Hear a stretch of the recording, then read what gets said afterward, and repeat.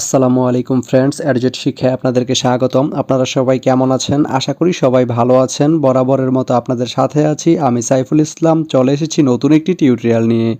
So আজকের টিউটোরিয়ালটি কোন বিষয়ের উপর হতে চলেছে সেটা নিশ্চয়ই আপনারা টাইটেল এবং থাম্বনেল দেখে অলরেডি বুঝে গেছেন। তো আমি কথা বাড়াবো না, চলে যাব মেইন টিউটোরিয়ালে।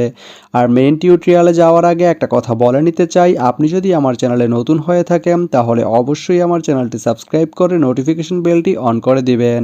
আর যারা অলরেডি সাবস্ক্রাইব করে রেখেছেন তাদেরকে অনেক অনেক ধন্যবাদ। যারা আমার এই ভিডিওটি ফেসবুক থেকে দেখছেন তারা আমার পেজটি ফলো করে সাথেই থাকবেন। তো চলুন চলে যাই মেইন টিউটোরিয়ালে।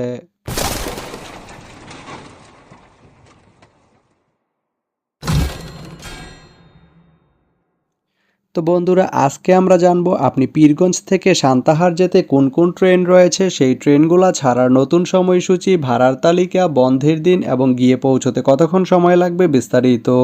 তো আমি যদি প্রথমে আপনাদেরকে ভাড়ার তালিকাটা দেখিয়ে দেই, আপনি পীরগঞ্জ থেকে সান্তাহার যেতে এস চেয়ার যে সিট এর মূল্য পড়বে 200 টাকা।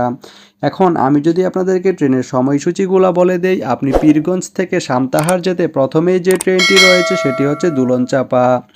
দুলনচাপা ট্রেনটি পীরগঞ্জ থেকে ছাড়বে সকাল 7টা 27 মিনিটে এবং এটি সান্তাহার গিয়ে পৌঁছবে বিকাল 4টা 10 মিনিটে। এই ট্রেনটির কোনো অফ ডে নেই।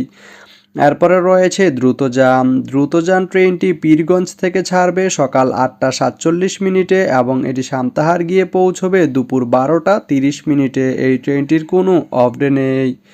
এরপরে রয়েছে বাংলাবান্ধা। বাংলাবান্ধা ট্রেনটি পীরগঞ্জ থেকে ছাড়বে সকাল 10টা 16 মিনিটে এবং এটি সান্তাহার গিয়ে পৌঁছবে দুপুর 2টা 30 মিনিটে। এই ট্রেনটি শনিবারের দিন বন্ধ থাকে।